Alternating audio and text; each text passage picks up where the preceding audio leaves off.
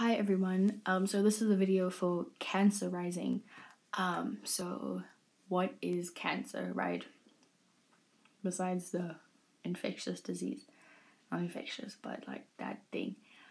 I don't know. Actually, let's think about why do they call cancer cancer?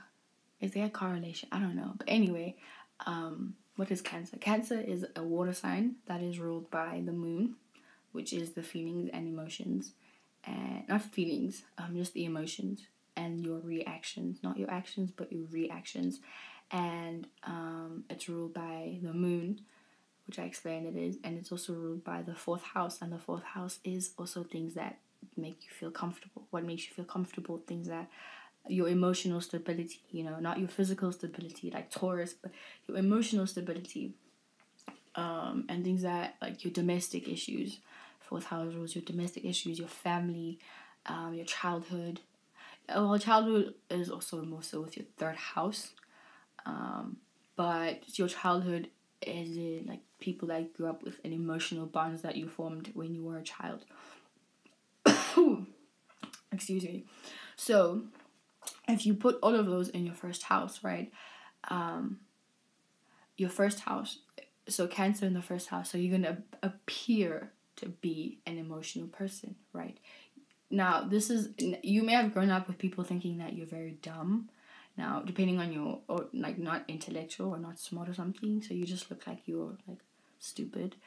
But depending on your sun and moon, that obviously says something else. Because I have a friend, and one of my bestest friends that I grew up with, she was a Gemini sun, Leo moon, and she had a Cancer rising.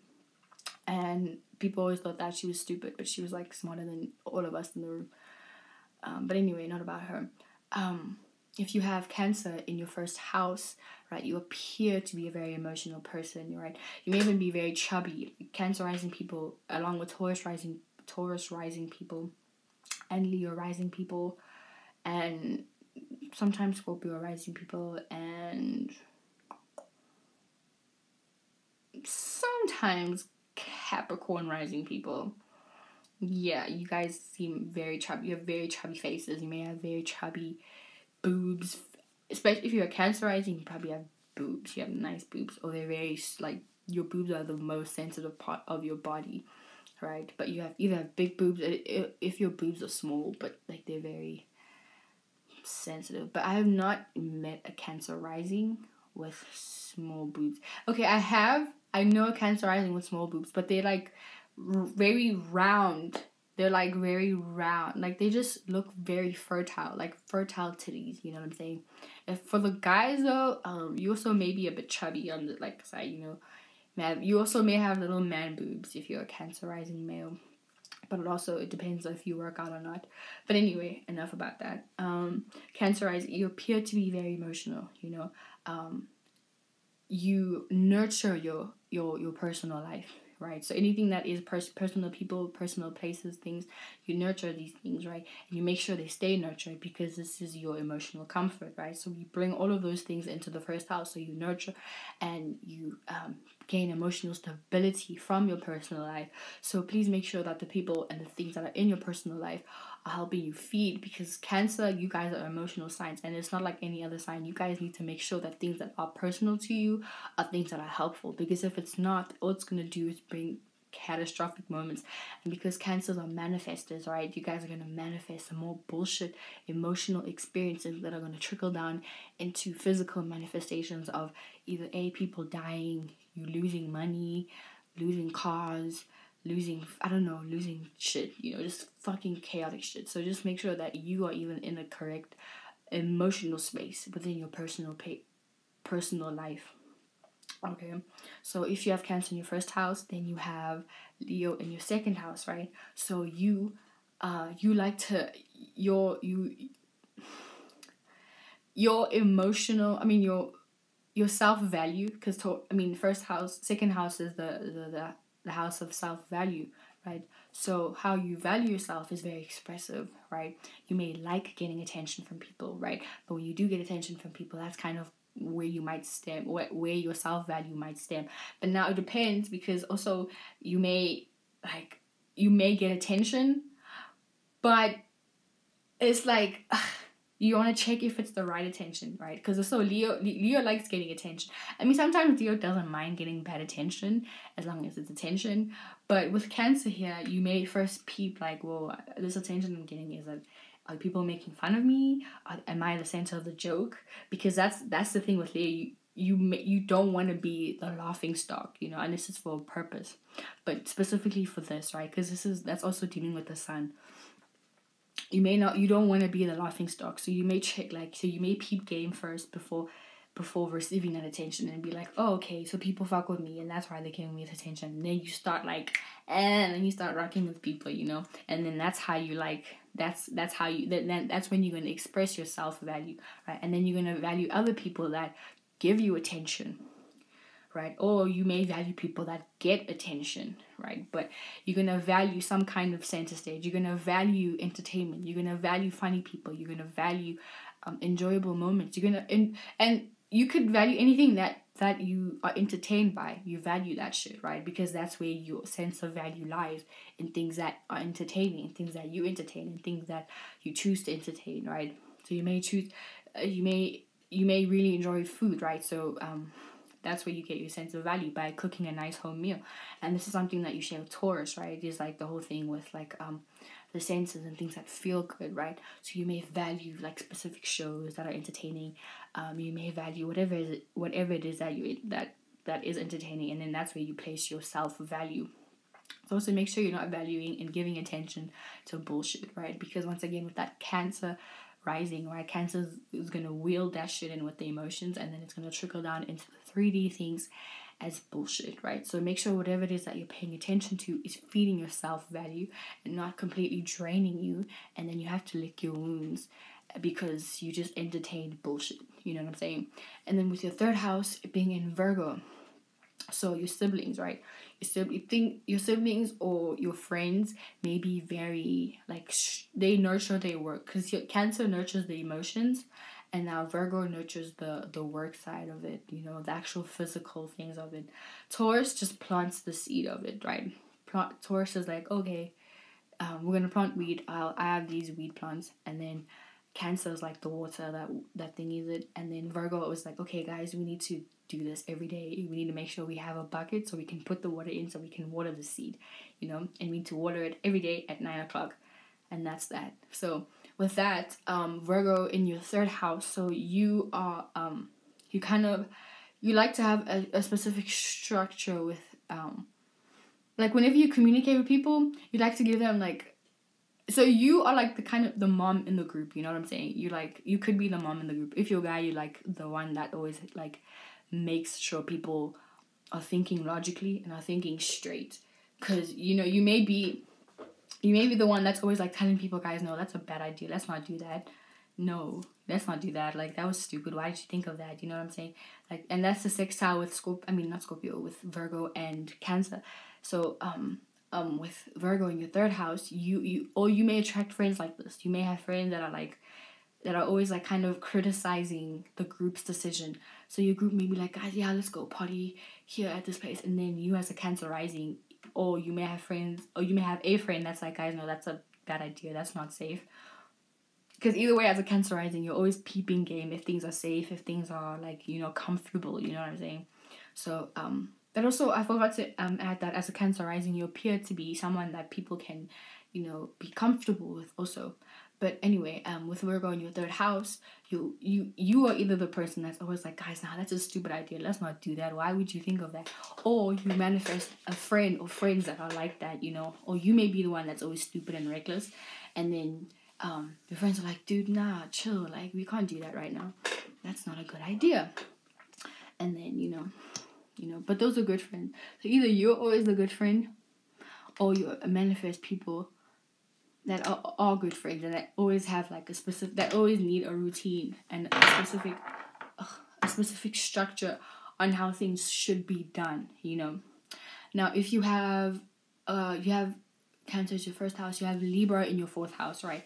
So now this is that you probably like to bring your relationships at home. You probably you like the type of person where you dating someone and then you bring them home. You just date someone and you bring them home. You like to chill with your boyfriend, girlfriend. You like to chill with them, kick back. You bring your one-on-one relationships at home, or at home you connect with people one-on-one. So it's not so much where it's the whole family's there, and you're like connected to the entire family, right? You connect with people when you're like sitting down with them one-on-one, and like you speaking about, oh, this is how I feel, oh, this is how I feel, oh, this is how I feel, oh my god, this is how I feel. That's how you or you bring your relationships at home, like I said. So you may have a boyfriend or a girlfriend, and then you like to bring them home, and that's where you like to chill, and that's where you feel most comfortable at. You take them home, you like to buy food, smoke weed, smoke guys, whatever. I don't know, watch your favorite movies. You like to just chill, kick it back at home, and you like to just like eat your favorite food just at home with your bae. That's your thing. That's what makes you feel comfortable. What makes you feel comfortable is having those one-on-one relationships at home.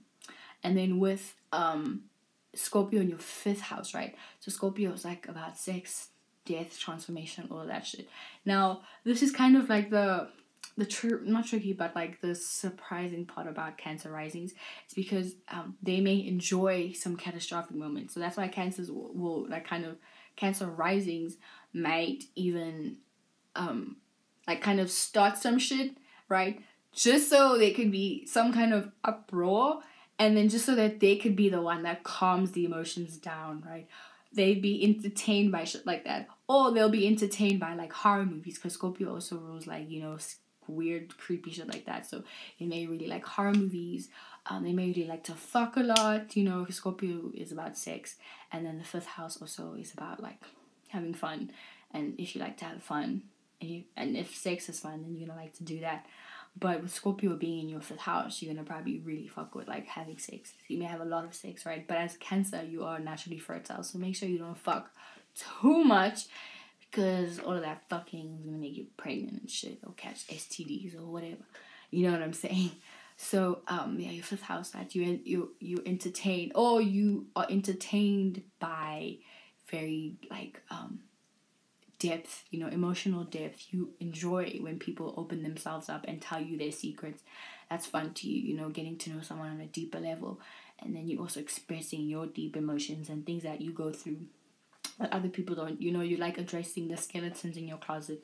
That's what makes you feel that's what you're entertained by. You like that. You like when people open themselves up emotionally, and you get to understand their psychology, and you get to understand their depth and why they went through these things, and things that they went through as a child. And it's like, what? Whoa, we can connect like that deeply? That's so fun. Let's do this all the time. That type of thing. And then with Sagittarius in your 6th house, right? So see, Sagittarius is also like a very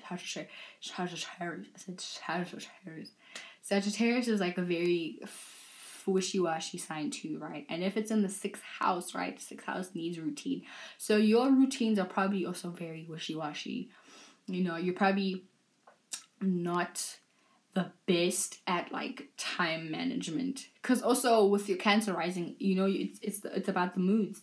It's about the in and out fluctuating moods, right? So it would all I feel like your routines are, I feel like maybe you'd like to work overseas, or you'd like to work in places that aren't so much close to your home. Or it's a thing where when you are working, you're gaining a lot of wisdom from your work. Or you like when you work, you like to gain wisdom from those like schedules and routines and your jobs and your health, right? So what's healthy for you, like what feeds you, your 6th house, which is, like I said, your health and shit, what feeds you is learning about higher education and learning about all of that shit, which makes sense because Cancer is exalted in Jupiter, right? And Sagittarius is ruled by Jupiter. So you would like to work on your faith. You work on faith. You work on spirituality. So you like to work on these things. You like to work and build structure into like gaining like spiritual strength, basically. You know what I'm saying? So yeah, that's it. And then you can have 10th house in Capricorn, right? So 10th house is your one-on-one things. So you probably like to build one-on-one relationships with people that can get you somewhere. People that can put you on, people that can put you on, basically. You know, people that can give you like physical stability too, because Capricorn with all the other earth signs like are about stability, you know, are about like getting the physical back. Never mind how you feel, never mind your thoughts, never mind your passion, like what do you have money? Do you have money? Do you have money? Do you have that thing? Do you you know that thing? So Cancers, you guys are attracted to those kinds of people that can like not only that financially secure you, right? Or you can be the person that financially always secures people. So you may be you may have grown up in a really weird childhood, right? And then you were like, okay, fuck, I can never experience that ever again. I can never experience poverty. I can never experience that pain.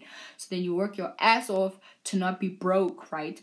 And then with that, you become someone that people depend on, right? So you become what you have to show, people can kind of feed from that. Or you like people that are like that. So you like dating people that like have some kind of shit going on in their life.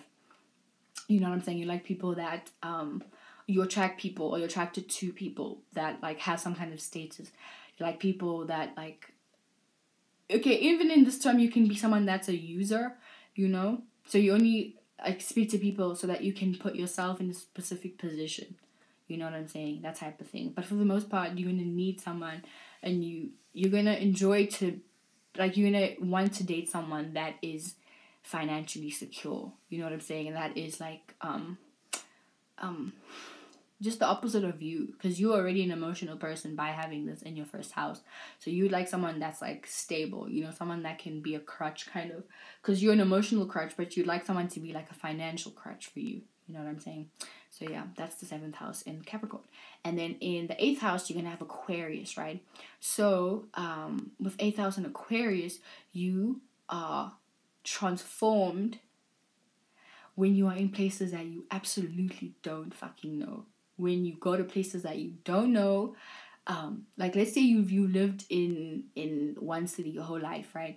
And then, for example, you and your friend decide to take a trip, and you go you go to another place, right? You're always transformed by that, right? You're always like, it's always like some kind of catastrophic moment that happens that transform you whenever you are in places that you don't particularly know that well, places that you're not so comfortable in, you know?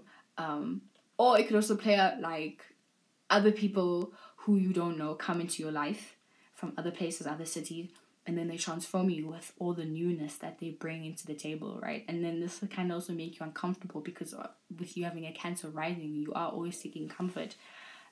So whenever you're with people that you don't know, it's always like an uncomfortable situation for you, because you're like, whoa, like I don't know you. This is not familiar to me. You're not a familiar person to me. Yes, you're not a familiar, like that whole situation isn't familiar to me, so I'm very uncomfortable with that situation. But it could also be that because if it's Aquarius in your 8th house, you always like, Aquarius people are always people that you always tell your secrets to, or you always want to have sex with. You know what I'm saying? Because 8th house is dealing with sex and dealing with transformation and rebirth. So you may always like have sex with these people. Or it could be a thing where these people are always the ones that are backstabbing you. They're always backstabbing you, you know? It was doing shit behind your back. And with that Aquarius, because Aquarius playing mind games, bro. So they're playing mind games and they like trick you, and then they fuck your shit up. And then you're like, whoa, I'll never do that again. So that's the thing. Or you may be this person. You may be the person that plays mind games with people, and then people feel that way towards you. And then if you have 8th house, Pisces in your 9th house, right? So 9th house is already high education, like wisdom and knowledge, but in a more fiery way, a spiritual way, right? But if we had Pisces here, right, this is doing it in an emotional way, right? So you gain wisdom and your knowledge whenever you are sleeping. You're probably a very, very intuitive person. And you already have like, because once again, Cancer is exalted in Jupiter, right? And if we have Pisces at Jupiter sign in the 9th house, which is ruled which rules Sagittarius, which is also ruled by Jupiter. This is kind of like it's like a yin and yang thing, right? Because Jupiter, Sagittarius will be the day side, and then Pisces the night side. So you already, like, you gain your you like to travel within your subconscious, right? So you like to gain emotional wisdom. You know, and it makes perfect sense with this now. You gain emotional wisdom, so then you know how to understand how other people feel emotionally, and you know how to kind of like make other people understand what it is they're going through. And even if you don't know how to word it, but you kind of you understand, you understand what people feel, even if they don't know exactly what they're feeling. And this is what makes Cancers like super, super, super psychic. You know what I'm saying? Because it's like they don't connect to things that we talk about or show. They connect to the feeling of it, you know, the vibration of it, so they can pick up those senses, you know. And that's with Pisces in the 9th house. They have a lot of wisdom and they have a lot of knowledge with that, you know, and they have a lot of wisdom and knowledge with the collective conscious, right? So whenever a Cancer rising steps into a room, they can already pick up the feeling of what was going on without people actually telling them, yo, dude, there was a fight. They can already just feel the energy, you know what I'm saying? They can feel the vibration of it, you know what I'm saying? So that's Pisces in the 9th house. And then with Aries in the 10th house, right? So 10th house is what you show for, like, your career, you know. You work so hard, so what do you have to show for it, you know? Every day you took a brick and you put cement on that brick. You did that shit every day. You did that 6th house shit every day, and then boom, eventually you have a house. So that's what you have to show for it, right? So with Aries in your 10th house, right, you like to show that your individuality, right? You probably like to you're probably a very aggressive person whenever you want something, you know. And this is something that because Mars falls in Cancer, so once a Cancer gets aggressive with their emotions, it's like very shaky. So if a Cancer doesn't get what they want, right, or if what they have to show for isn't something that makes them comfortable, they'll get aggressive with you. Or they're like, even if it's in a relationship, you know, like if a person that they're dating isn't displaying what the Cancer person wants them to display, they'll get aggressive and be like, guys, no, I'm like, what the fuck, dude, like, do that shit now, come on. And this is what you don't want from the Cancer. But on the lighter side, they can be very passionate people, you know. They can be very passionate people when they get to a specific place, you know. And these are the people that would like somehow, like, they'll preach to you, and they'll wanna not be like the center of stage, like in a Leo way, but they want to get the recognition. That they'll be like, no, like, I deserve this recognition. Like, what the fuck? Don't play with me. Like, I deserve this shit. Like, give this shit to me. This is mine. I deserve that shit. You know, that type of thing. That's Aries in the 10th house. You know what I'm saying? These people are hard workers too. They're very hardworking, especially, and when they get something, they like to be like seen for what they have. You know, because Aries is exalted in the sun, and the sun is the ego, right? And it's already a fire sign, so it's going to be like a double emphasis of fire. So if there's Aries in the 10th house, then it's like they're showing their individuality, and they're showing it passionately. It can either be passionately or aggressively, but they want to be like, whatever it is that they want to be known for, they're going to fight. Because also Aries is the warrior, you know, they're going to fight for that shit. So if because, you know, 10th house is status quo.